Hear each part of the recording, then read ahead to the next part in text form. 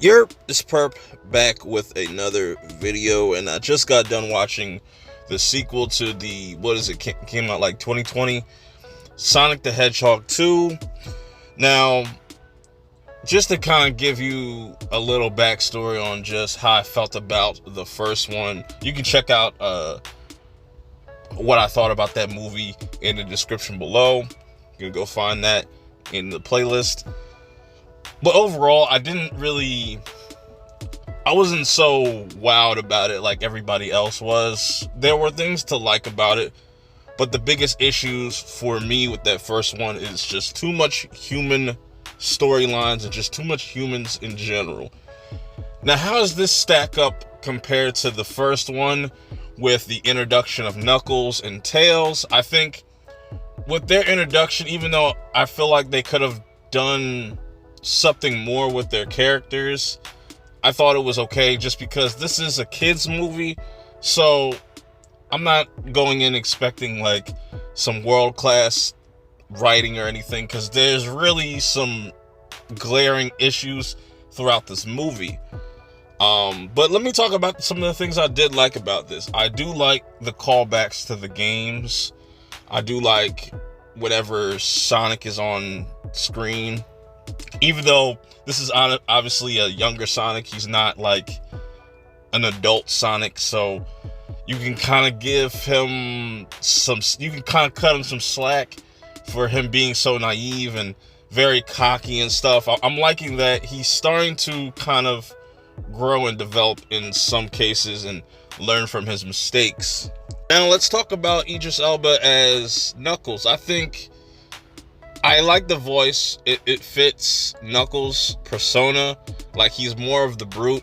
He's not the smartest, you know what I'm saying? And it's kind of unfortunate because I wish, instead of having him like team up with Eggman, because when you watch it through this movie, I feel like it was a weak point in the movie for me. It's just like he could have just gone on and just done his own thing. He didn't really need Eggman. He was just kind of tagging along.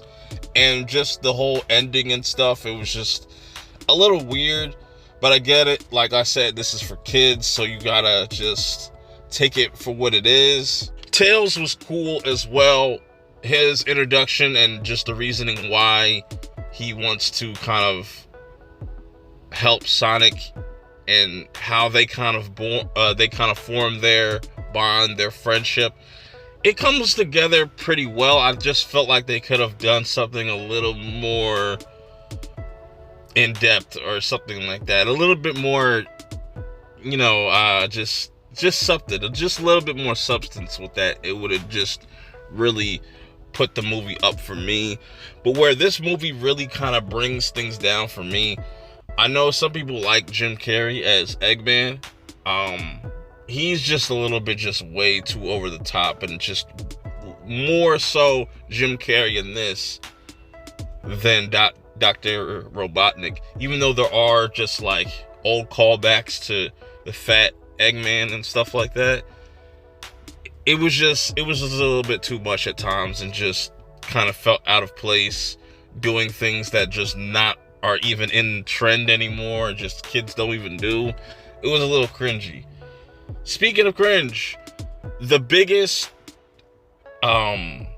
issue with this movie that plagues the first one is that the fact that this takes place in real life, and just the human characters like Tom. I need Shadow to come back. If you didn't already know, they're definitely bringing Shadow into the third movie. I just want to see Shadow kill Tom, just kill his human people, and just so we can get a darker kind of storyline for Sonic and have him actually go through some type of stakes. Like I said, I like some of the aspects of the ending, but it's just said there's this dumb plot line, or just this plot with the humans that are just stupid. It's just like, why do I care about this wedding? It made me just shake my head. It's just like, you could have cut like a good half hour off this movie and it'd be much well received. I think they just need to go back to the like home planet, so it's just them and Eggman. Eggman should be the only human, maybe the servant too, like the dude that is kind of Eggman's right hand man. it has a lot of issues.